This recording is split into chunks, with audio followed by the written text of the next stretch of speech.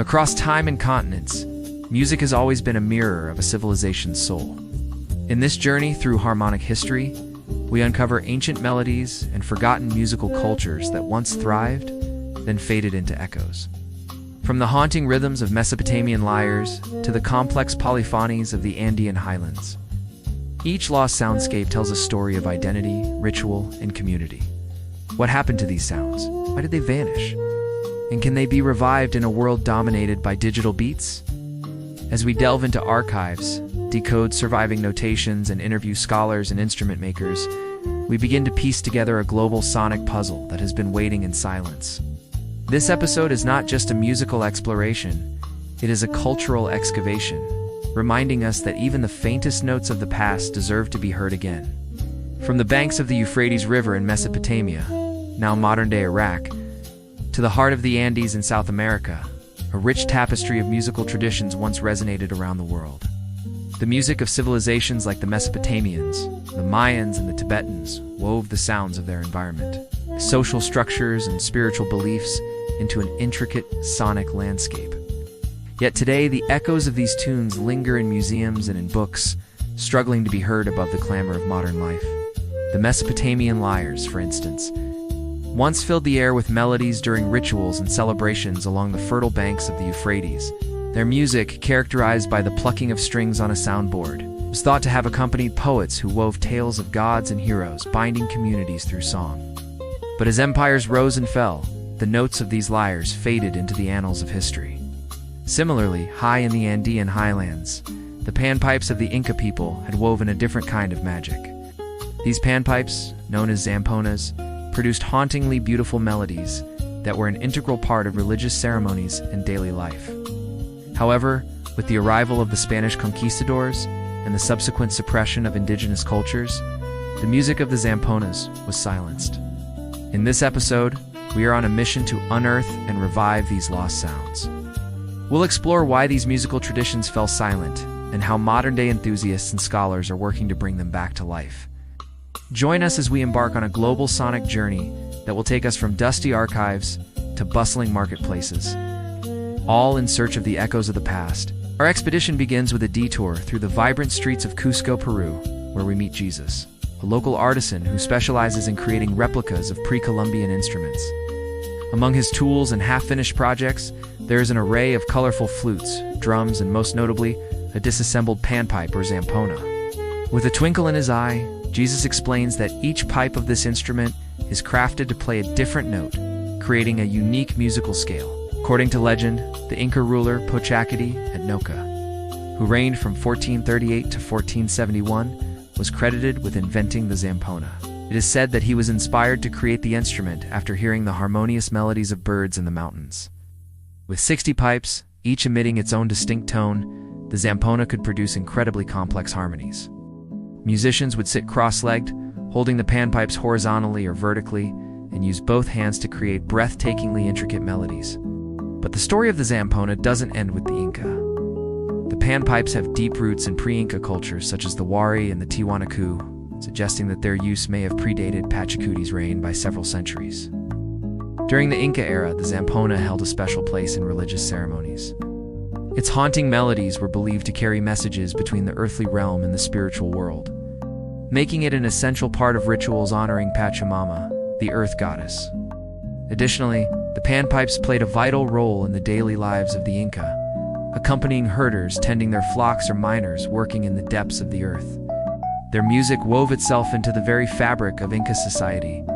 As we examine the beautifully crafted pipes, Jesus notes that each one is a testament to the ingenuity and musical heritage of the Andean people. He shares stories of how his own father, a renowned musician, used to play the zampona, keeping alive the musical traditions of their ancestors.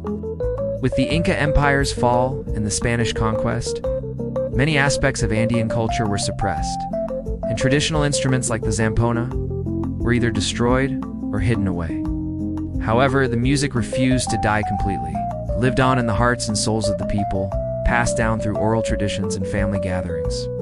Our journey from Cusco leads us to the high plateaus of the Andes, home to the last vestiges of the Quechua people, the largest indigenous group in Peru.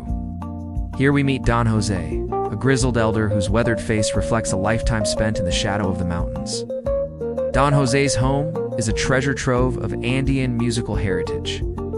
On the walls, framed photographs showcase musicians playing traditional instruments, including the long-forgotten charango, a small guitar-like instrument. Don Jose, a master musician himself, picks up the charango, runs his calloused fingers across the strings, and strums a haunting melody that seems to echo the solitude of the high plains. He explains that the charango, with its resonant wooden body and 4 nylon strings, produces a sound that is both melancholic and hopeful, much like the life of those who inhabit these rugged lands. While the zampona may have been the instrument of the Inca nobility and priests, the charango found its roots among the common folk. Its music resonated with the struggles and joys of shepherds and farmers, weaving tales of love, loss, and the unforgiving beauty of the Andes. Despite the Spanish attempts to eradicate indigenous instruments, the charango survived, adapting and evolving with each generation. Yet the charango, the zampona, are not the only musical treasures of the Andes. The region boasts an array of other instruments, contributing to a rich tapestry of sound. There are the quena and the quena, end-blown flutes made from the bones of condors or llamas, whose haunting melodies evoke the spirits of the mountains. Then there are the callas, or wooden boxes, which serve as percussion instruments, their rhythmic beats providing the backbone to Andean music. And let's not forget the whacker, a stringed instrument played by striking a horsetail across its strings, producing a sound likened to the neighing of a horse. Together, these instruments form a sonic landscape that has endured for centuries, capturing the essence of the Andes and the indomitable spirit of its people. Today, the music of the Andes is experiencing a revival. Musicians like Jean-Luc Avedishin and Horacio Valadez have incorporated traditional instruments into their contemporary music, introducing ancient melodies to a new generation. They experiment with blending Andean sounds with modern genres, creating a vibrant fusion that pays homage to the past while embracing the present. The music of the Andes is no longer confined to remote villages. It is echoing in the streets of major cities, captivating audiences and reminding all who listen of the power of cultural resilience. Our journey takes us next to the vast plains of the Eurasian steppes, where the wind whispers tales of nomadic traditions and ancient melodies. Imagine a time when the open grasslands stretched as far as the eye could see, unbroken and wild, much like the music that once echoed across this land. Here, amidst the rolling hills and distant mountain ranges, a small group of musicians have come together to keep alive the legacy of the kobis. It's a 2-stringed spike fiddle that has danced through generations of nomadic cultures.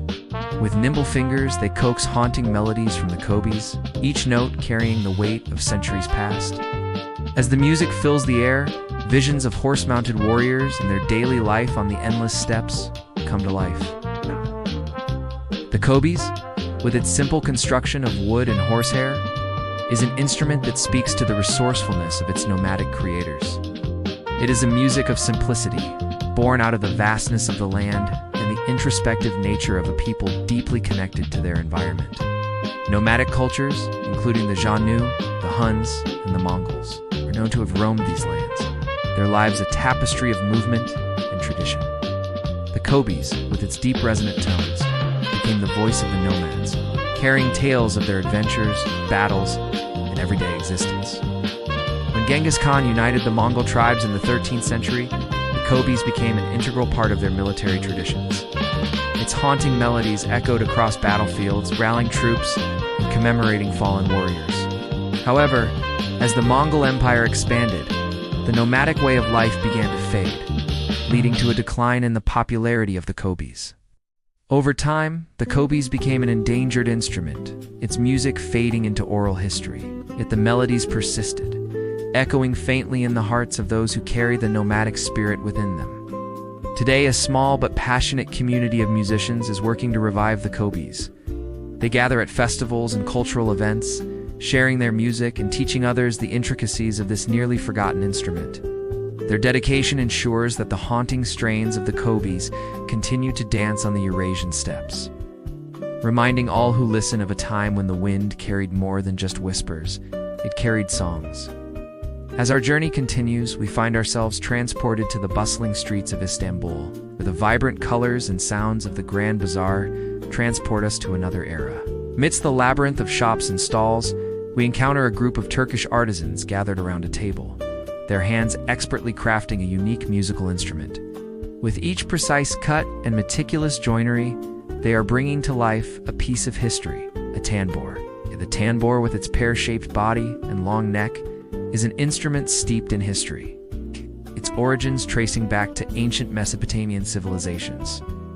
For the Mesopotamians, music was an integral part of daily life, playing a crucial role in religious ceremonies, celebrations, and storytelling. The tanbur, with its rich, resonant sound, was a favored instrument of the bards and minstrels who wove tales of gods and heroes through song. Its music, often played during feasts and gatherings, helped to forge a sense of community and identity, binding people together through shared melodies and rhythms. The tambur's influence extended beyond Mesopotamia, finding its place in the musical traditions of neighboring cultures as trade routes spread its popularity. As empires rose and fell, the tanbur remained a constant, its melodies echoing through the corridors of time. Despite its enduring legacy, the tambur's popularity waned as the world embraced new musical trends and technologies. The instrument, once central to Mesopotamian music, has gradually faded into obscurity, its music reduced to whispers in the wind. In the bustling streets of Istanbul, we meet a group of musicians huddled around a table, their hands moving deftly over the strings of a tanbur. With every pluck and strum, they breathe life into the instrument, drawing its music from the depths of its resonant body. These musicians are not merely playing tunes, they're keeping alive a cultural heritage that has spanned millennia. As the music fills the air, images of ancient Mesopotamian bards reciting epic tales come to life. The tanbur's melodies, once integral to religious ceremonies and communal gatherings, now resonate in the heart of a modern city. So what can we do to support these efforts and ensure that music of the past continues to resonate in our present and future? First, we can lend our ears and our voices to amplify the stories of these instruments and their cultural significance. By listening to and sharing their music, we help keep their melodies alive. Secondly, we can show our support by attending concerts or events featuring these traditional instruments. Our presence and appreciation can make a significant difference in sustaining these musical traditions. Finally, we can support organizations or initiatives dedicated to preserving and promoting cultural heritage. By contributing our time or resources, we can become part of the solution in ensuring that these precious musical legacies continue to enrich our world.